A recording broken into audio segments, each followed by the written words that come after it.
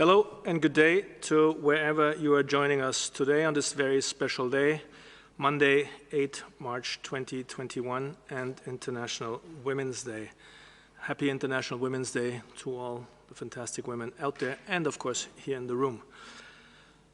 My name is Christian Lindmeier, and I welcome you to today's Global COVID-19 press conference. Simultaneous translation is provided in the 6 official UN languages: Arabic, Chinese, French, English, Spanish, and Russian, plus Portuguese and Hindi. As special guests on this important day, we have online Professor Sarah Gilbert from the Jenner Institute and Nuffield Department of Clinical Medicine at the University of Oxford, co-founder of Vaccitech and the developer of the Oxford AstraZeneca vaccine against COVID-19. Professor Özlem Türeci, co-founder and chief medical officer of BioNTech and the developer of the Pfizer-BioNTech COVID-19 vaccine. Dr. Rupa Dutt, executive director of Women in Global Health. Now let me introduce to you the other participants. Present in the room here are Dr. Tedros Adhanom Ghebreyesus, WHO Director General. Dr. Mike Ryan, executive director of the WHO Health Emergencies Program. Dr. Maria van Kerkhove, technical lead on COVID-19. Dr. Mariangela Simão, Assistant Director General for Access to Medicines and Health Products. Dr. Soumya Swaminathan, Chief Scientist. Dr. Kate O'Brien, Director for Immunization, Vaccines and Biologicals. Dr. Sylvie Briand, Director for Global Infectious Hazard Preparedness. And last but not least, Dr. Ana Maria Henao Restrepo, co-lead for the R&D blueprint at WHO. Online, we have further colleagues who will be ready to answer questions if so be. Dr. Sauce Fall, Assistant Director General for Emergency Response, Dr. Michel Yao, Director of Strategic Health Operations, and Dr. Peter Ben Emberek, WHO expert on food safety and zoonosis, and the international lead of the WHO-convened global study of the origins of SARS-CoV-2. Now, without further ado, I'm handing over to Director General for his remarks. Thank you, Christian. Good morning, good afternoon, and good evening. On the 30th of January last year, I declared a global health emergency over the spread of the novel coronavirus. At the time, outside China, there were less than 100 cases of COVID-19 and no deaths. I wish to be very clear. A public health emergency of international concern is the highest level of alarm under international law.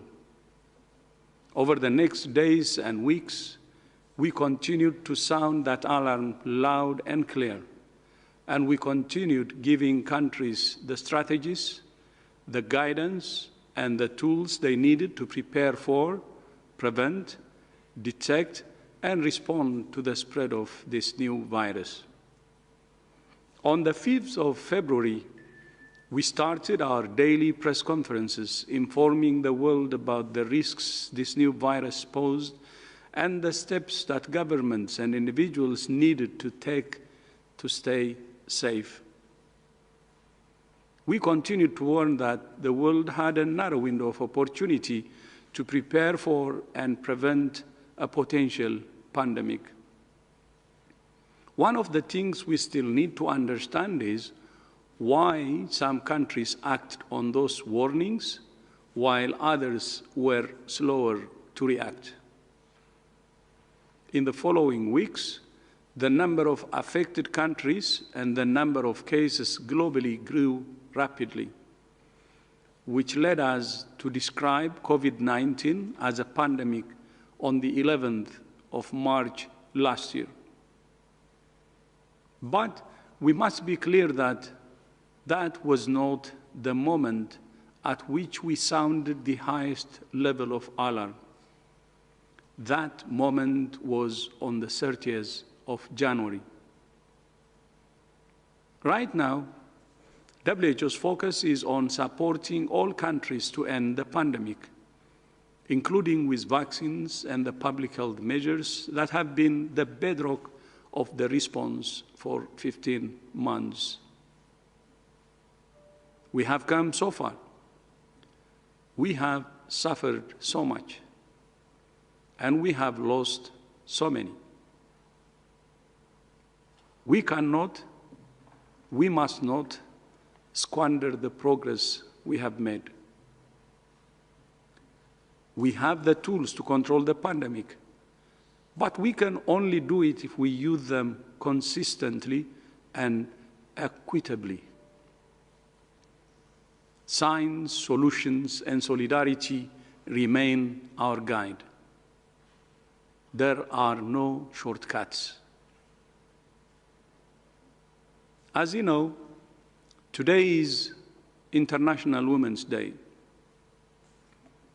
In many ways, women have suffered disproportionately from the pandemic. We have seen appalling increases in violence against women and reduced access to services for sexual and reproductive health. In relative terms, employment losses have been higher for women than for men. Women have also borne an additional and disproportionate burden of care for children and older people. But women have also been at the forefront of the response. About 70% of all health workers globally are women, and they have played a key role in delivering care and saving lives. But although they make up the majority of the global health workforce, women only hold 25% of leadership roles in health. That's why, in February, WHO launched the Gender Equal Health and Care Workforce Initiative to increase the proportion of women in leadership, in health and care, to promote equal pay, to protect women in health and care from sexual harassment and violence at work, and to ensure safe and decent working conditions for women health and care workers, including access to personal protective equipment and vaccines against COVID-19. To talk more about the initiative, today I'm delighted to welcome Dr. Rupa Dutt, the Executive Director of Women in Global Health. Rupa, welcoming and thanking you for joining us today, and you have the floor. Thank you, Dr. Tedros. Let me start by wishing you a very happy International Women's Day. It really is a pleasure to be here with you, Dr. Tedros, and rest of the esteemed WHO colleagues, especially the women in the room. I also want to acknowledge the other distinguished women, especially Professor Sarah Gilbert, Dr. Özlem Türeci, both very distinguished women on this theme of International Women's Day is about women in leadership. Just over 5 years ago, I was one of the 4 early career women in medicine who met on Twitter asking the same question: why are there so many incredible and well-qualified women in global health, but so few in senior decision-making roles? And that was how Women in Global Health was born. And in the last 5 years, we have been joined by women from all around the world asking the same question and committed to change. Today, as Executive Director of Women in Global Health, I lead a growing global movement that has been largely driven by volunteer women power, has 50,000 supporters with 24 national chapters. The COVID-19 pandemic has exposed the fundamental flaws and inequalities that we must put right urgently if we are to be better prepared for the next pandemic. The question we were asking about global health leadership 5 years ago is just as relevant today. Women are around 70% of the health and care workers, but hold only 25% of decision-making roles, as Dr. Tedros has already mentioned. And this pattern has been repeated in this pandemic. Our research shows that 85% of national COVID-19 task forces have majority male membership. The extraordinary work done by women in the health and care workforce in this pandemic has not earned them an equal seat at the decision-making table. And as a result, we have all lost out on their talent and expertise. I was asked to speak about my year, and it's been a roller coaster, has been for so many women. This year, I've tried to balance leading a fast expanding women in global health movement with doing hospital shifts as a U.S. physician with COVID patients. My husband is also a doctor treating the most vulnerable cancer patients. So for the sake of his patients and mine, when not in the hospital, we have largely been shielding at home. And again, like women all over the world, I have done 2 jobs and managed by losing sleep, juggling, and leaning on some brilliant women around me. In the middle of such a devastating global health emergency, I've been proud to make a contribution by doing the job I was trained for. But like many health workers, I've also felt furious that well-resourced countries were not ready for this pandemic, even though it was not unexpected. I have also felt angry that my sickest patients were often disproportionately Black or Latinas, and this is not new. COVID-19 does not discriminate, but societies do. COVID-19 has exposed long-standing inequalities within and between societies, and they threaten to leave inequality wider than before, including between women and men. And at the same time, as being proud to work as a physician, I've been proud to build the Women in Global Health platform, enable women from low and middle income countries to be heard at the global level. In this pandemic, as a health worker, I know I'm the lucky one. I have had the protection of physical protective equipment, PPE, when many of my colleagues in low-income countries have had to work on the pandemic with little or no protection. I've been paid for my work when I know a large number of women community health workers have worked unpaid and underpaid going door to door to identify COVID-19 cases. I have felt safe in my clinical setting when women health workers in other countries have been attacked and stigmatized for doing their jobs. I've also been vaccinated when vaccines have only recently started to reach Africa, and it may be years before they reach some of my women in global health colleagues around the world. From my vantage point, both at the interface with patients and surveying the global health landscape with women in global health, I want to conclude with 4 points. First, in this pandemic and in normal times, women are the social shock absorbers in a crisis in families, communities, and societies. It is the women in this pandemic who have borne the increased burden of unpaid work at home and as schools were closed. And it is girls in the poorest families who have been taken out of school and forced into early marriages when families needed one less mouth to feed. The lost hopes and dreams of those girls can never be recovered. Second, when women are marginalized in leadership, decisions are made that ignore the realities of women's life and cause lasting harms and death. I believe that women would have not made the decision to treat reproductive and maternal services as non-essential. Women know that pregnancy does not stop for pandemics. 1/3 of countries in a WHO survey reported disruptions to maternity services in the pandemic. Women have died just as they died in Ebola outbreaks for the same reason. I believe women, as the majority of the health and care workers, would have designed PPE to fit women and their bodily functions. It is simply an insult that PPE is designed for men and the poor fit leaves women more exposed to infection. We have a chance to be equitable, and we must accelerate vaccine equity now for all health workers, especially for women who comprise 70% of the health and care workforce. And I don't believe women in leadership would have imposed lockdown policies without considering protection of the many women and children locked down with abusive men. Gender-based violence has increased significantly everywhere because home is not a safe place for many women. Again, women have died because decision makers got this wrong. Third, there have been considerable debate on whether the performance of female political leaders in this pandemic has been better than their male counterparts. Some have noted that the more inclusive communication skills of female leaders have helped build collective action, public trust, and compliance. I would argue that in general, women leaders have been decisive, focused on the evidence, and communicated more honestly with their citizens. I would contrast that with the war analogies and denials heard from many men in power. Since only 6% of countries are currently led by women, we should test this by electing equal numbers of male and female political leaders and measure the impact. And finally, my fourth point is that we cannot base something as critical as global security on the unpaid and underpaid work of women. Women in the health and care sector are clustered into lower status, lower paid jobs, frequently subject to violence and harassment. The gender pay gap in the health sector is 28%. And in reality, it is much higher because half of the $3 trillion women annually contribute to health is in the form of unpaid work. The poorest women in the world currently subsidize health systems with their unpaid work. That has been exposed loud and clear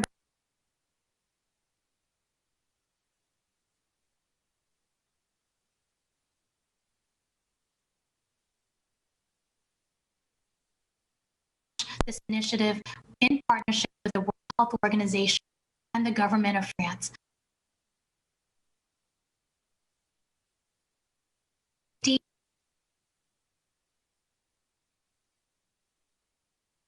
And deliver stronger health outcomes for everyone. Equality of women and men in the health and care leadership will strengthen health security and health systems for all of us. Thank you. Thank you. Thank you so much, Rupa, and we look forward to our continued partnership to ensure women everywhere get the opportunities, the recognition, and the safe and dignified working conditions they deserve. And I hope the MOU we signed with your organization will enhance that. Around the world, women scientists are leading research and response in many areas of health. A new Women in Science compendium compiled by the Special Program for Research and Training in Tropical Diseases, which is based at WHO, celebrates 15 women scientists working in Africa, Latin America, and Asia. Today, I'm delighted to be joined by two women who created two of the COVID-19 vaccines now being rolled out globally. Professor Sarah Gilbert from the University of Oxford, who developed the Oxford AstraZeneca vaccine, and Dr. Özlem Trayacay, who is the co-founder and chief medical officer of BioNTech and developer of the BioNTech Pfizer vaccine. Professor Gilbert and Dr. Trayacay, it's an honor to have both of you with us today. And congratulations to both of you for your pioneering work. And on behalf of the whole world, thank you for the vaccines that are now bringing hope to so many people. Professor Gilbert, you have the floor. Thank you. On International Women's Day, I would like to start by acknowledging the enormous contribution made by women to get us through this pandemic. Many women have volunteered to help out in their communities and in vaccination centres. Of the vaccine team in Oxford, 2/3 are female, and all have worked incredibly hard for over a year, often while dealing with family responsibilities. However, of the senior positions in the team, only 1/3 are women. Women continue to be underrepresented on the boards of companies as well. There is more to do when, even in a field where women are very well represented at junior levels, they do not progress to the top of the profession. And of course, in many other disciplines and in countries across the world, women face barriers at all levels. There are concerns that the pandemic has had more of an effect on the careers and livelihood of women than men. And as we begin to make our plans for recovery, we must not neglect this. Within Oxford University, I'm seeking to understand the barriers to promotion of women. This is something that should be widened in order to find the barriers wherever they occur and break them down. I work on the development of vaccines against viruses that can cause outbreaks and potentially pandemics, using a platform technology that can be adapted to produce many different vaccines very quickly. The technology itself is well understood and was approved by the WHO R&D blueprint exercise several years ago. Using the same technology allows us to understand many aspects of vaccine development before we have identified the virus that we want to vaccinate against. We already know how to manufacture and test the vaccine, what dose to use, the expected side effects and the overall safety, enabling us to move very quickly when a new virus is identified. Our technology uses a modified adenovirus to produce the vaccine, but there are other approaches that can be used. I worked on the development of vaccines against influenza, Ebola and MERS before COVID-19. Following Oxford's partnership with AstraZeneca and the collection of data from clinical trials, the vaccine is now in use in many countries, and we are seeing how effective it is in use, protecting 80% of hospitalizations in those aged over 80 years, even after one dose, and reducing disease in the over 70s by 70%. We have more work to do on assessing the ability of the vaccine to work against different variants and whether an update to the vaccine is needed. But we are making preparations to do that if necessary.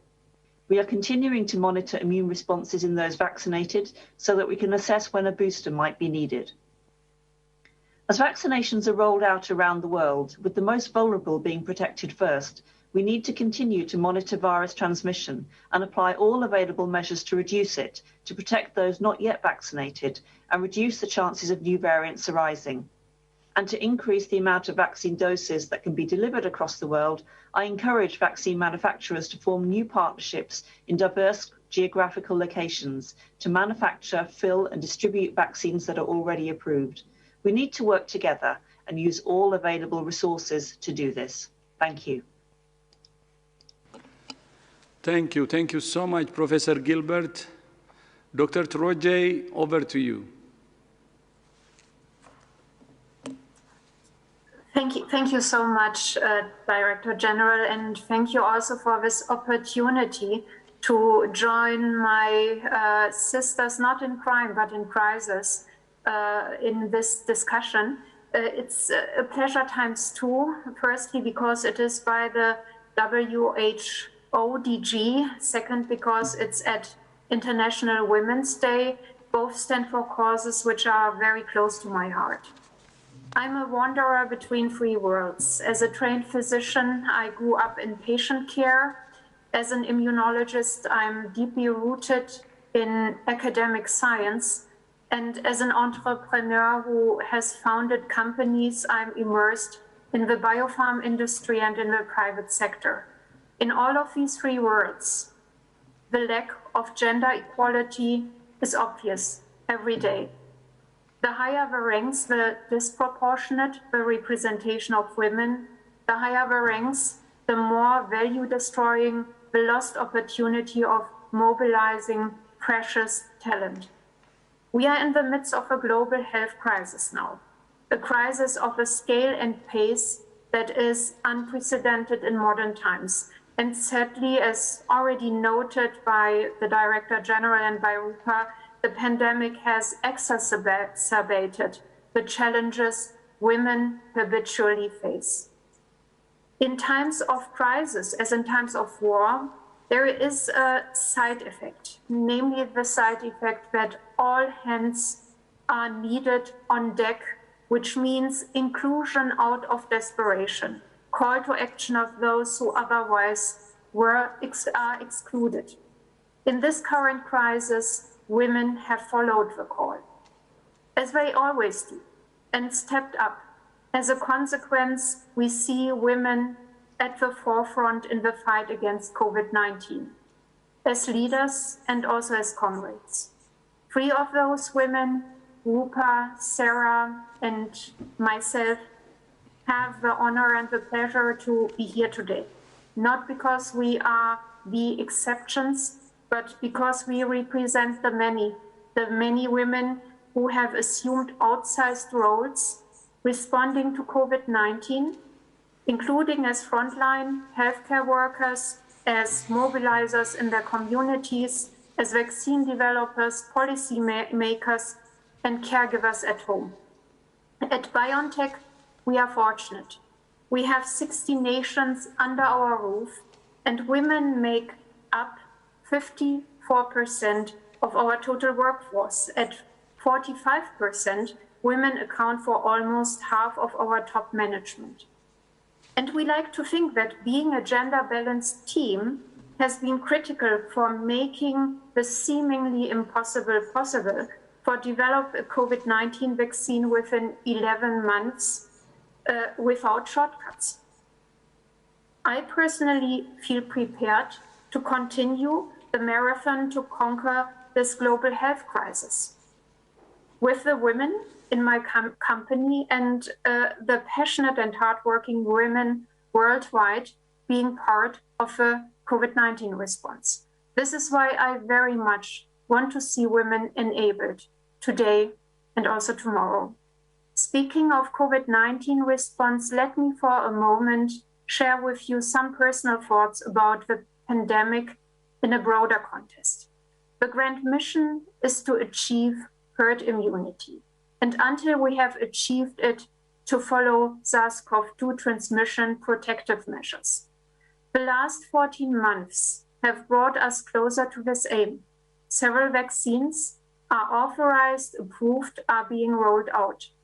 We at BioNTech Pfizer are proud to be part of the solution, and the more of our peers are successful with their vaccine developments, the better for the world.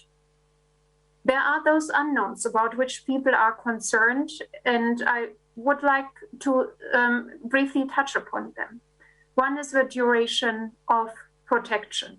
The answer to this question requires the passage of time and the diligent accumulation of data. Whatever the data shows, as long as we have vaccine technologies and further develop them that allow for boosting, this can be addressed. Another question people are worried about are virus variants. Viruses that replicate do accumulate mutations. This is inevitable. With suppressed replication, there will be less mutations, which means that the best way to protect us from super variants or viruses is immunity. Not all virus variants are and will be of concern. And against many variants, just boosting with the original vaccine will suffice. What, however, is important is to be prepared. Being prepared technology-wise, which means to have a versatile platform which allows for rapid response to a variant of concern.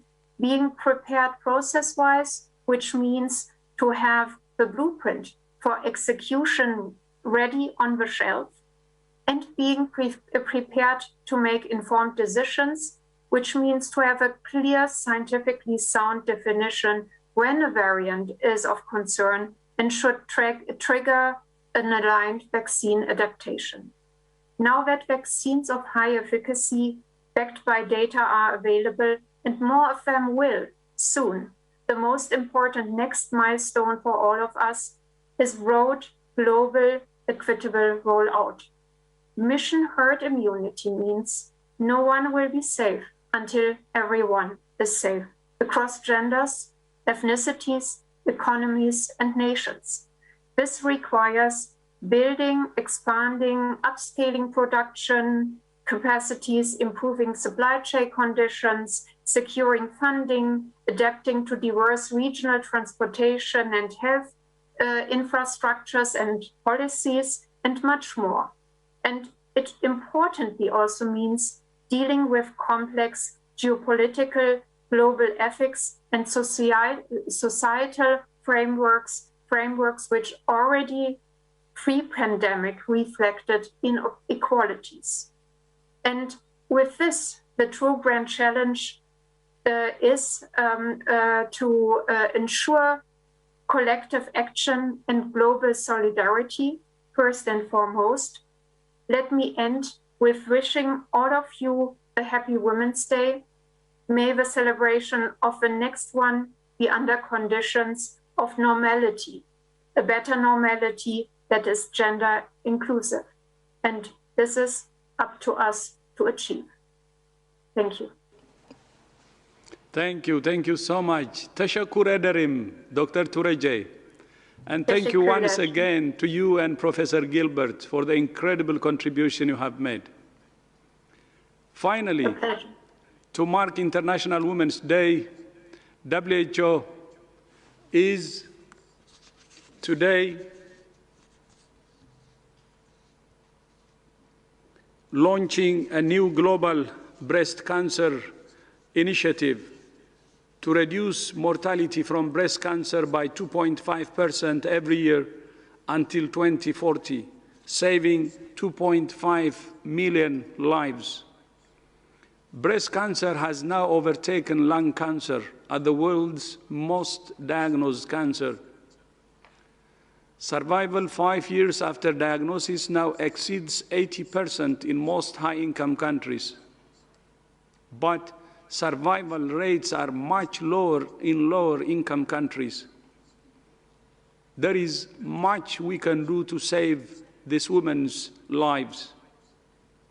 And finally, as you know, our work at WHO would not be possible without our own incredible women, including those you see here today, who have joined us today here in the room. Anna Maria, Kate, Maria, Maria Angela, Somia, and Sylvie, Sri Marias actually, and thousands of others you don't see all over the world. To all of our women colleagues, I want to say thank you for everything you do every day to promote health, keep the world safe, and serve the vulnerable. Christian, back to you. Thank you so much. And with this, we'll start the rounds of questions and answers. Before we get there, let me remind you to raise your hand and then unmute yourself when it's your turn. And please, one question only. We'll start with Helen Branswell from Stud News. Helen, over to you. Thank you very much, Christian. I'm looking for an update on the Ebola situations in DRC and Guinea, please. And also, is there a shortage of the Merck Ebola vaccine? I think I read that there were problems with supply in Guinea. Can somebody please clarify? We'll start with the Ebola question, possibly. Are we ready? Okay, Dr. Ryan, please. We'll start with the second part of the question. Hi, Helen.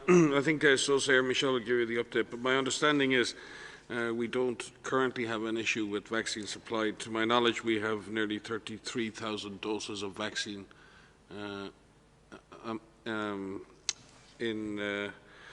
in country. So I'll pass to Sosair and to Michel to give you an update, and I'll double check on those numbers on vaccines. But at the present time, we don't have a problem with supply. Thank you, Mike. Just to confirm that we don't have any supply issue in Guinea, as Riley said, we have right now 30,000 doses, and we are using ring vaccination, meaning that we are vaccinating the contacts of cases, contact of contact, and probable contacts. And at global level, we have more than 500,000 doses from the Merck vaccine, so we don't have issue for vaccination. But it's very important to continue advocating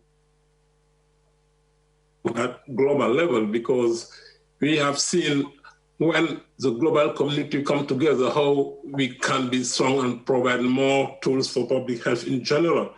So in terms of update compared to last Friday, we don't have any change in terms of number of cases. We still have 11 cases in Congo, but in 4 health zone, meaning 4 districts in the same area.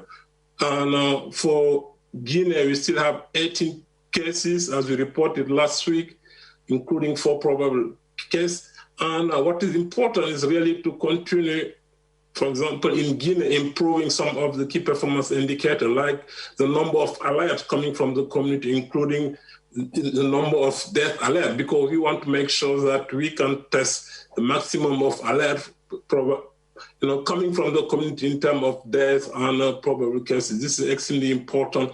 And one new development, and Maria is the city, we have been coordinating with neighboring countries for them to be able to start vaccinating healthcare workers next week. I think this is an important development. Thank you. Thank you. That was Dr. Sose Fall, Assistant Director General Emergency Response, and now Dr. Michel Yao, Director Strategic Health Operations. Yeah, thank you very much. In fact, in this response, both in DRC as well as Guinea, our role is really to bring all this innovation and ensure that at least the baseline that is here now due to past Ebola outbreak and a lot of local experience is to ensure that all these innovations are fully implemented. So we just travel from the field, and the key contribution is WHO aspect, working hand to hand with national authorities to improve quality. Dr. Sose mentioned the early warning. We are now ensuring that in Guinea, we decentralize the response into district so that all the neighboring districts enter a response mode to increase surveillance and detect promptly. We are also trying to strengthen the treatment capacity. Some of the baseline is there, but we are working closely with our NGO partners to increase this capacity, as well as also increasing laboratory capacity. We have some collaborative centers, one from Germany, who just learned it, who will support the laboratory capacity. So our time being situation is more or less stable, but we should ensure that we remain vigilant to improve quality of the response. Over. Thank you very much. With this, we go to the next question, and that would be Simon Abteba from today's News Africa. Simon, over to you. Please unmute yourself.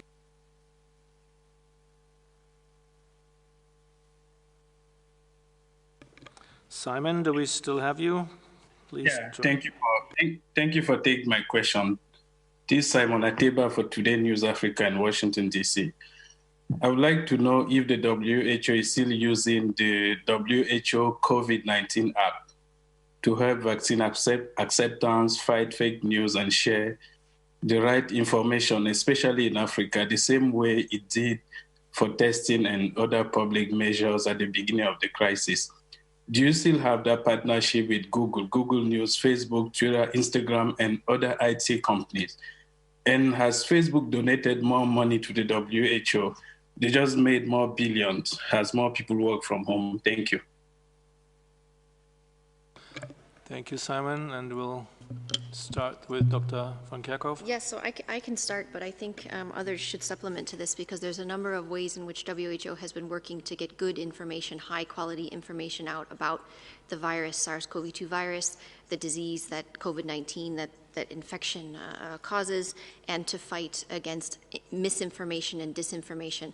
We actually have Dr. Sylvie Briand here, who has been leading the fight against the infodemic, and I will ask her to supplement this, but we are continuing to work with the major developers, Google and Facebook and all of the different companies to help support highlighting high quality information and make sure that there's fact checking that's ongoing and make sure that those who search information have that high quality information up front.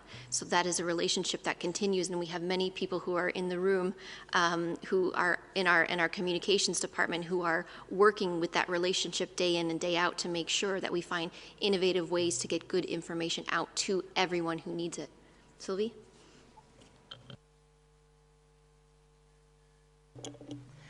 Oui, absolument. Je dois dire que, en plus, sur l'Afrique, nous avons créé une collaboration qui s'appelle AIRA, A-I-R-A, qui est l'African Infodemic Response Alliance, qui justement est une collaboration avec différents partenaires, incluant IFRC, UNICEF et autres partenaires qui justement aident à faire circuler la bonne information. Donc effectivement, la bonne information doit circuler sur les plateformes et les réseaux sociaux, mais aussi circule dans le monde physique, pas seulement sur les plateformes digitales. Et donc, on essaye d'avoir cette approche qui est à la fois globale et holistique, où on essaye de toucher les gens en leur donnant la meilleure information possible au meilleur moment et sous le meilleur format. Donc ça peut être des vidéos, ça peut être des présentations à des webinars, ça peut être des discussions avec les communautés.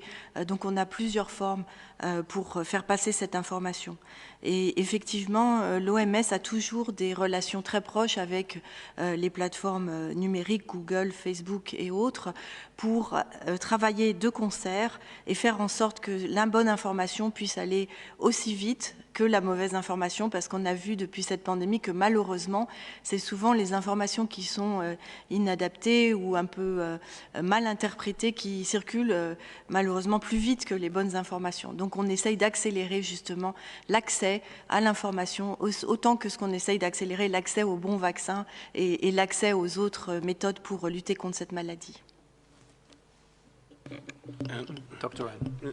And just to add, because I think it's important that just to say that WHO is collaborating with all sorts of companies, private.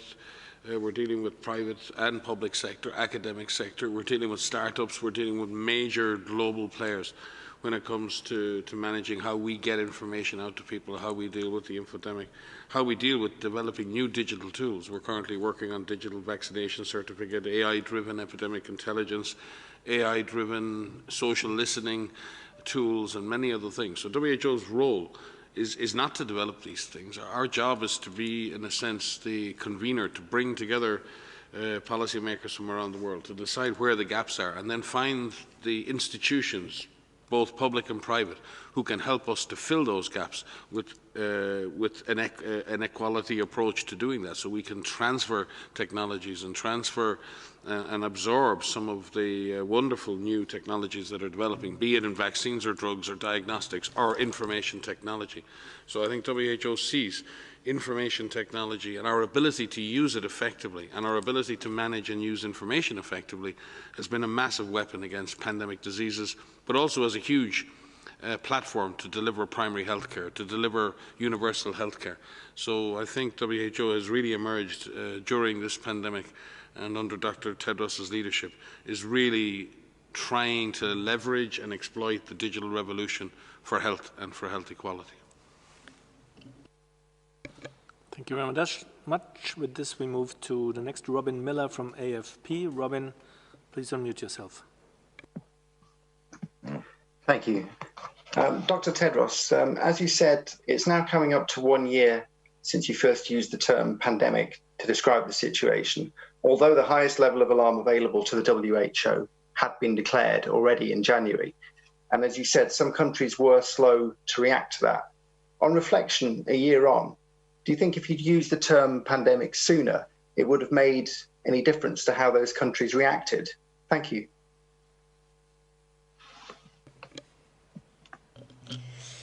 I will begin. So, as Dr. Tedros has said, the responsibility of the organization is to raise the alarm, to set progress in motion. From January 1st, 2020, WHO had instigated its emergency management team, in which we activated our systems at the 3 levels of the organization to take action against the cluster of pneumonia of unknown etiology that had been reported from Wuhan. And since then, we had been setting guidance and advice to our member states, to everyone everywhere about actions that needed to be taken. We issued, the Director General announced a public health emergency of international concern, a global health emergency, the highest level that we can under international law on the 30th of January. That was our highest level of alarm. We had used the word pandemic, or the potential for this to become a pandemic, earlier than March 11th because we were setting things in motion to prevent that from happening. And many countries did act. Many countries who had had some experience with infectious diseases before, some trauma of some big outbreaks before, to really activate their systems and initiate their systems right away. They knew from previous experience that this required an all of government, all of society approach, and really to act quickly and act robustly with the systems that they had in place. Many countries did that, and you can see over and over again the countries that were able to initiate plans to rapidly identify the earliest cases that were to arrive and to do cluster investigations so that they prevented any initial cases from becoming clusters and clusters becoming community transmission. And they really did a lot in terms of activating their community workforce and use the testing capacities that they had strategically. And they fared better in the sense that they were able to prevent the worst from happening, the worst from taking hold. From our point of view, and I'm sure Dr. Tedros and Mike may want to come in here, we were doing our best to inform every day on the situation at hand, informing the world on what was known about this virus, the dangers of this virus, and saying from the start that this was a dangerous virus and that systems needed to be activated. And so we didn't just say that, we followed that up with action. We followed that up with a full strategic preparedness and response plan that was published 4 days after the alarm, this public health emergency of international concern, was announced. And we worked with governments, we worked with countries, we worked with communities to make sure that those plans could be actioned and tailored in the appropriate way for countries around the world. We continue to do that. We've just issued an update to the SPRP, the Strategic Preparedness and Response Plan 2021, where we have added vaccines and vaccination into the global strategy. Our focus remains on ending the acute phase of this pandemic, making sure that we get societies up and running, we prevent as many infections as we can, and we save as many lives as we can. And we can only do that by acting together. So we will continue to do that until this pandemic is over. Dr. Ryan, please. Yeah, maybe I could be a little bit more direct. I mean, I think the journalist is asking us if we had yelled louder, then more people might have heard us. I think many people did hear, many countries did hear and took action. And it's very instructive, because I think perception of risk is very much about the perspective you have about how much risk you're at. Unfortunately, if you're in a valley and a dam bursts, you know you're at risk and you take action. If you're standing on the mountaintop, you don't feel the same level of risk until the waters rise. And I fear too many countries thought they were standing on a mountaintop watching the waters rise to consume and overwhelm others, and what everyone didn't realize as the waters rose to consume them. Again, I will remind you that the international health regulations is not WHO's. It is a solemn legal agreement between 194 member states, agreed in 2005, where 194 countries came together and agreed with each other what would represent the highest level of alert for global public health emergencies. And that came into force in 2007. So the fact that countries, I can fully understand maybe from a media perspective that a member of the public and others might not necessarily react to the declaration of a global public health emergency under the IHR by the Director General. But that is an agreement between all member states on this planet who agreed in law that this would represent the trigger to collective action in response for containment. So I think we have to ask ourselves, yes, maybe we need to shout louder, but maybe some people need hearing aids. Thank you very much for this. Before I get to the next question from Tomoriguchi Kyoto News, let me just remind everybody that we still have our 3 special guests today online, and if you want to raise a question to them, now is the chance. But first, Tomoriguchi Kyoto News, please unmute yourself. Hi, Christian, can you hear me? Yes, please unmute yourself. Please go ahead. As we are heading towards the end of winter in Northern Hemisphere, could you provide us with the latest figures and trends of seasonal influenza this year? I assume we are seeing a decrease in cases and deaths, but have the measures taken to counter COVID-19 contributed to this? And if that's the case, can we say that we have found effective measures to counter seasonal influenza, which was thought to be uncontrollable in the past? Thank you. Let me hand to Dr. Sylvie Briand, please. Merci beaucoup pour cette question. Effectivement, nous faisons le suivi des virus circulants de la grippe dans le monde entier. Et on a vu déjà, il y a quelques mois, dans l'hémisphère sud, vraiment des taux très très bas de circulation de la grippe. Et on voit aussi dans l'hémisphère nord, en fait, la grippe circule à des taux très très bas. Donc, il y a plusieurs hypothèses pour expliquer cela. L'hypothèse la plus satisfaisante est effectivement que les mesures mises en place pour réduire la transmission du Covid sont aussi extrêmement efficaces pour la grippe. On avait déjà vu ça en 2009 lors de la pandémie d'H1N1. Et effectivement, non seulement les infections grippales diminuent, mais aussi les autres virus saisonniers comme les gastro-entérites aussi sont en nombre moins important cette année. Donc, c'est pour dire que je crois que c'est très important de comprendre que ces mesures de santé publique ont des impacts très importants pour la santé des populations et que c'est important aussi de continuer à les appliquer pour réduire la transmission de Covid, mais aussi la transmission d'autres maladies. Après, il est un fait qu'on est en train de vivre dans un monde où on est en perpétuelle relation avec des virus, donc il faut voir à l'avenir comment la situation va évoluer, si cette situation va rester la même au fil du temps et surtout quand on aura vacciné la plupart des gens contre Covid-19. Donc il faudra voir à ce moment-là comment va faire la dynamique entre les différents virus. Mais pour l'instant, on peut dire que les mesures de santé publique ont été très efficaces. Merci. Thank you very much. Let's move on to Corinne Gretler from Bloomberg. Corinne, please unmute yourself. Yes, hi. Thank you for taking my question. I wanted to ask about Myanmar's vaccine rollout, which is being derailed by the coup there. They've stopped updating vaccination numbers, and while the generals say the rollout is continuing, a third of hospitals are estimated to be closed as medical workers join the strikes and protests. I just wanted to ask, how concerned are you about reports of disruptions to vaccine distribution in Myanmar, and maybe what your country reps are observing and what they're reporting back? Thank you. Thank you, Corinne. We'll hand to Dr. Ryan first. No, sorry. Dr. O'Brien.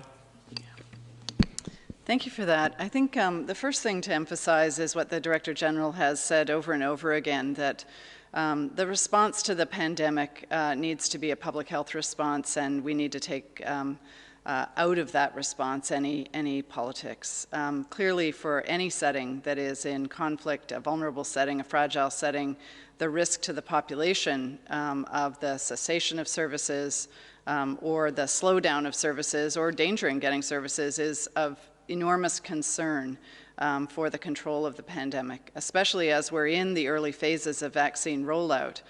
The access of people to those vaccines is incredibly important. Vaccines do have a shelf life to them, and it means that if vaccines are not being delivered on time and as planned, this precious resource that is now being deployed across countries that previously had not had access to vaccines is something that is going to waste.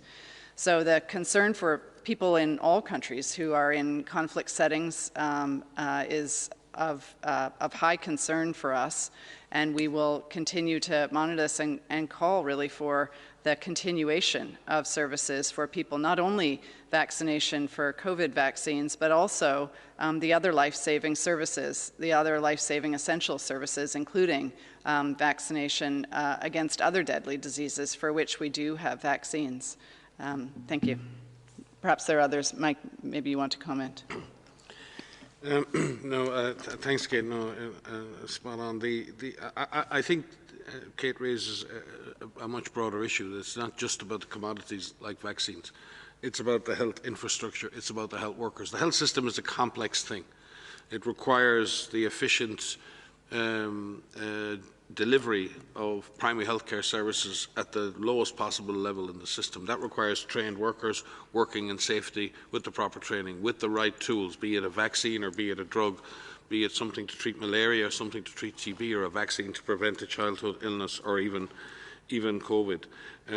Those healthcare facilities are very precious, and those healthcare workers are very precious. And what we're seeing again and again and again is in situations of conflict, populations losing access to healthcare because of the direct interference in the delivery of that care, be it in terms of the delivery of the commodities, the protection of those health workers, or the protection of those healthcare facilities. I won't comment specifically on the situation in Myanmar, but anything that interrupts the delivery of health services needs to be addressed very, very, very quickly. And that's not just in Myanmar. We've seen the same issues in Yemen. We've seen the same issues in Syria. We've seen the same issues in Libya. We've seen the same issues in Tigray. The fact remains that for many areas we're having very great difficulty getting information. on COVID-19 and other important health issues. Populations have less and less access to health services. We can't even assess at the moment availability of health services in the Tigray region of Ethiopia, because we don't have access to even assess those facilities. So I think this is raising a much bigger issue, and that is, are we going to continue to allow health services to be undermined, interrupted, and often attacked in the middle of what are political or military conflicts, where the only people that suffer are civilians? That's the bottom line. And we're seeing increasingly health workers being implicated, intimidated, attacked, and not being able to access their place of work, and citizens not being able to access care. This is not only an issue for EMR, this is an issue right across the spectrum. And we also need to show some balance in being able to look at all of these different crises and not treat one crisis different to another. Thank you very much. With this, I guess we come to the possibly last question, and we'll go to China Daily. This would be Chen Wihua. Chen, over to you, please. Unmute yourself. Thank you very much. My question is regarding I'm based in Brussels. The EU has been talking about this vaccine certificate, for a while. And China also over the weekend proposed this so-called international travel health certificate and similar things. So could you share WHO's thinking on this? How, when this is possible, how feasible that is? What would be the challenges for such an idea? Thank you. Maybe I can start on the policy issue. There is an issue here on how we would certify vaccination. That's very different to how certification of vaccination will be used to either facilitate or prohibit certain activities in society. WHO is clear, and the Emergency Committee of WHO have been clear. At the present time, the use of certification of vaccination as a requirement for travel is not advised, because quite simply vaccination is just not available enough around the world, and is not available certainly on an equitable basis. The measurement of vaccination status is a very important part of normal public health service delivery, and maybe Kate will speak, and Sumia, to how a digital certification of vaccination starting with COVID could be a real addition to our public health architecture down the line. But if we could separate the digitalization of certification, which I think is a very positive development, and we have a team working in-house on that, and again, Kate and Sumia may update on that, from what is the issue regarding policies around vaccination and what you're allowed to do when you're vaccinated or when you're not vaccinated. Countries, that will have implications for national policy and for international travel and the right to travel down the line. But I think there are real practical and ethical considerations as well that countries will have to address, because if access to vaccine is inequitous, then inequity and unfairness can be further branded into the system if we continue to make decisions on what people can and can't do, where they can and can't go, on the basis of being vaccinated, when being vaccinated itself is not something that everyone has equal access to. And there are also people who, for whatever reason, cannot be vaccinated or do not wish to be vaccinated. So this is a very important societal discussion. I think we need to be very careful, and Kate may speak to that as well. Dr. O'Brien, please. Just a couple of things to add to what Mike had to say. We're incredibly supportive of electronic vaccination certificates. For a number of reasons, not the least of which are the efficiencies of time, the accuracy of the information, the link to the products that have been received. It facilitates assessment programs on safety of products. It allows parents or individuals who have been vaccinated a greater autonomy on those records for their own use. The completeness of vaccination is facilitated through electronic individually held records because you can easily identify what else the person has received or not received in terms of the vaccines that they need, and those can be served at the same time in many cases as any given vaccine. So there is a real range of positive benefits from an electronic vaccination certificate, if you will, that an individual or a parent of a child is able to hold. And that's really distinct from what it's used for. The standards for having electronic records and individually held records are some of the most important things to assure that there is privacy around those records, that they are credible records that have safety around the record itself, that they're documented in a way where the information can be shared across service platforms. So if you go to one clinic, there has to be a way for it to be read and identified and verified at another clinic. So what we're doing is establishing the standards for those kinds of records and establishing the basis, the technical basis on which any given app or platform would have to meet a technical basis to assure that all of those elements are in place. And as Mike said, this is a really distinct issue from what you actually use those records for to potentially constrain people from their opportunity for travel as a result of COVID and COVID vaccination.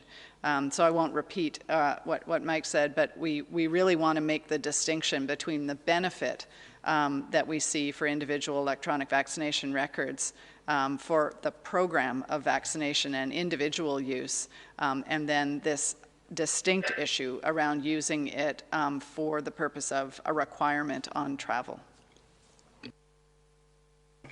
Thank you very much, all. I hear and we see we have time for possibly 2 more questions. So let me start with Gabriela Sotomayor, Proceso Mexico. Gabriela, please unmute yourself. Hola, thank you very much for taking my question. I thought that I was without hope, but thank you very much. I want to congratulate the women at WHO and the guests as well. And my question is on Mexico. The situation is still bad. I think it's one of those countries that underestimated the emergency and continues to pay for it. So almost 200,000 deaths are reported, but it is estimated to be double. Transmission is still very active, and deaths. Health personnel, most women have not yet been fully vaccinated.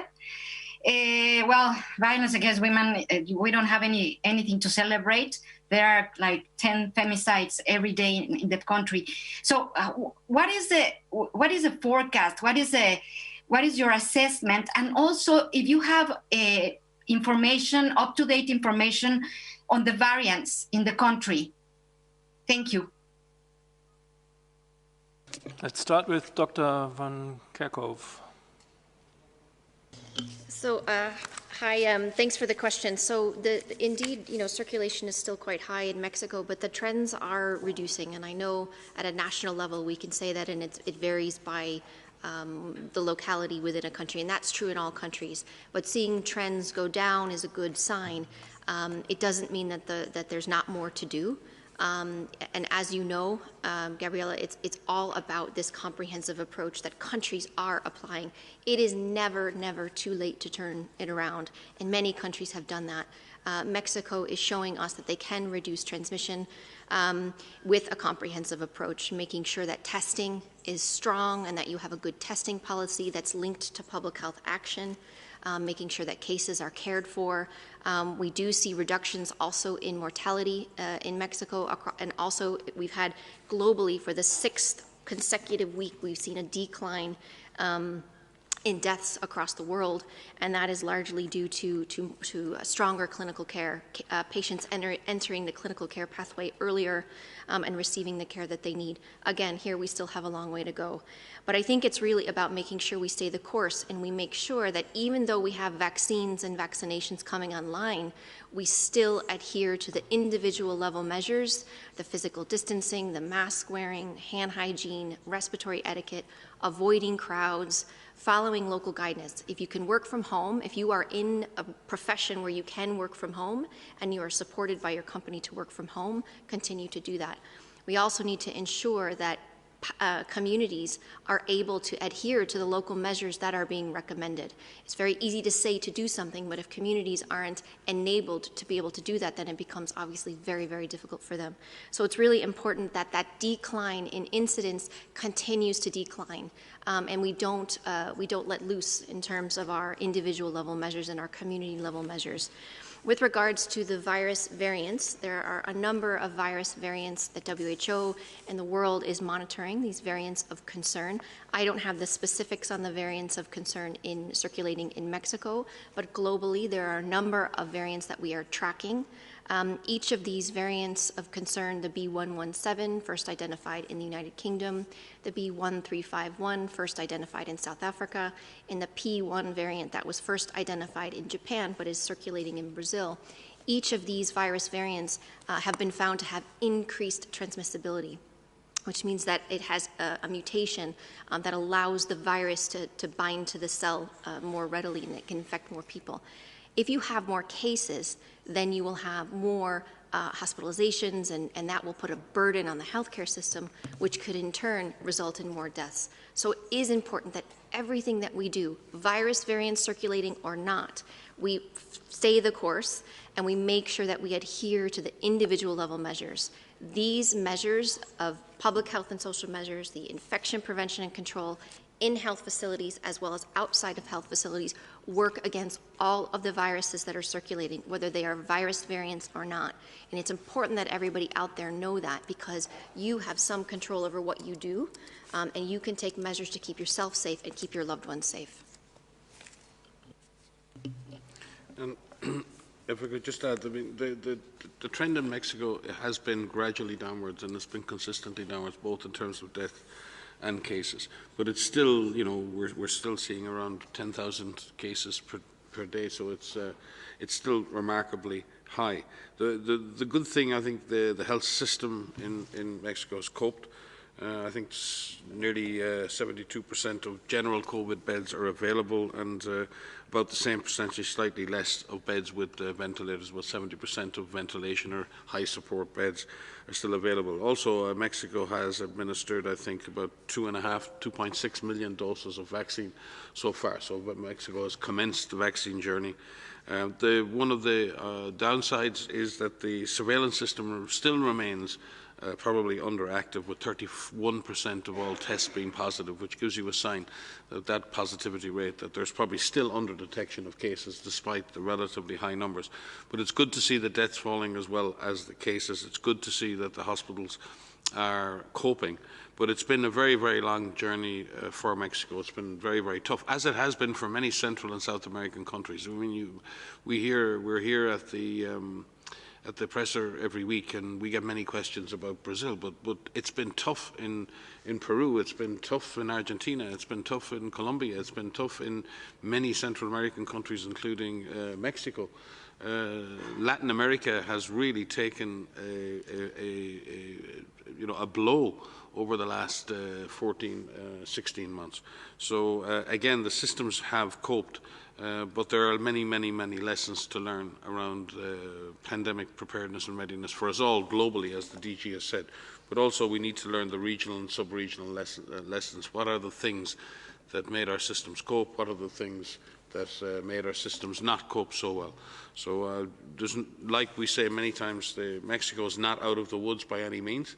It's coming down slowly from a very high. And what we do in the coming weeks and months will be very important in terms of exiting the acute phase of this pandemic.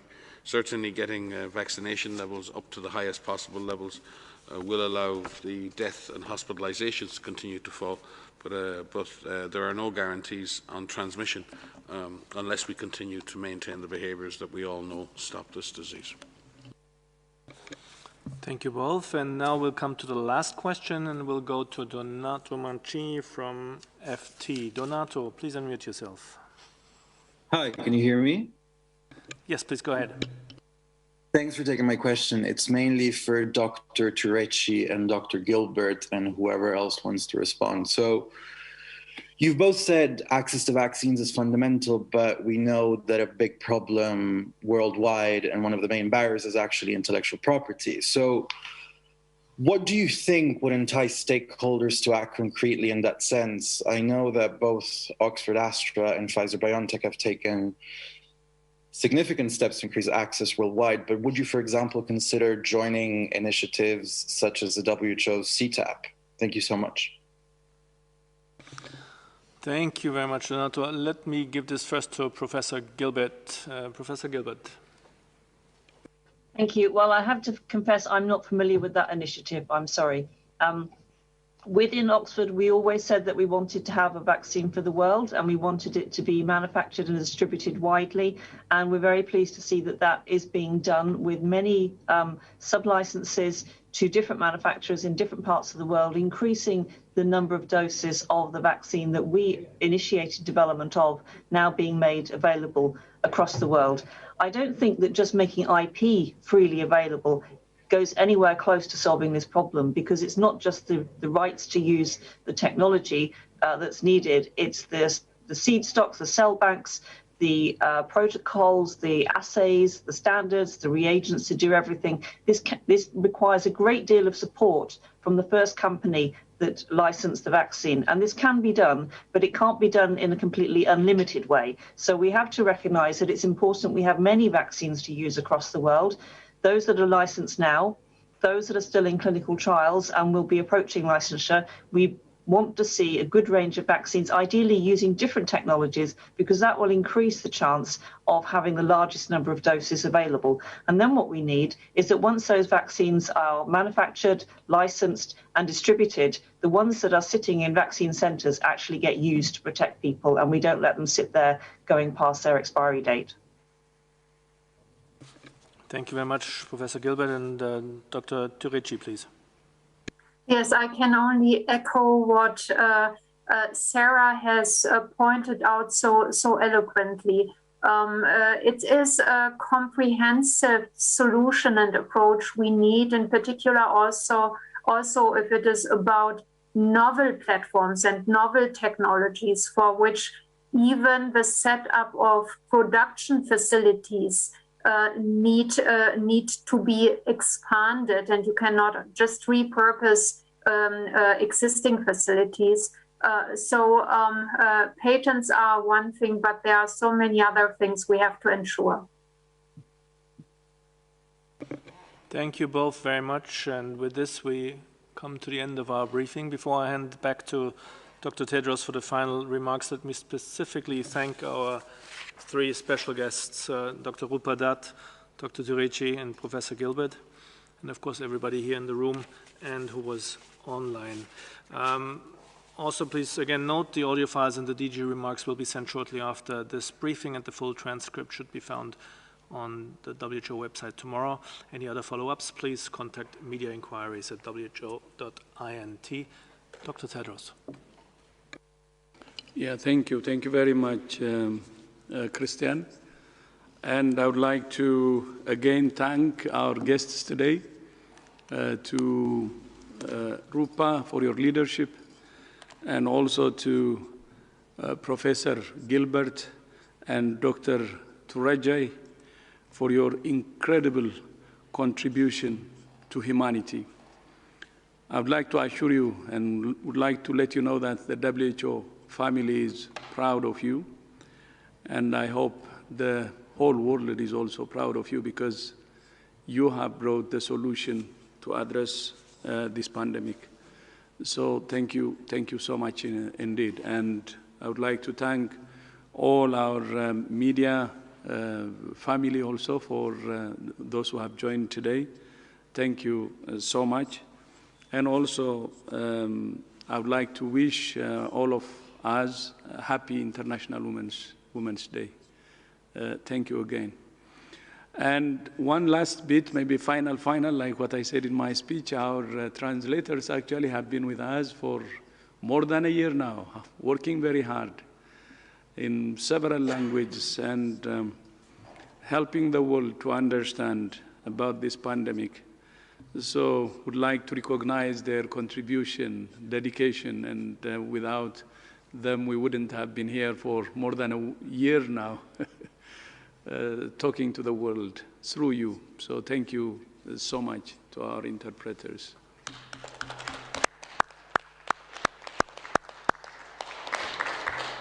So thank you again, and see you in our next presser. Thank you. Thank you.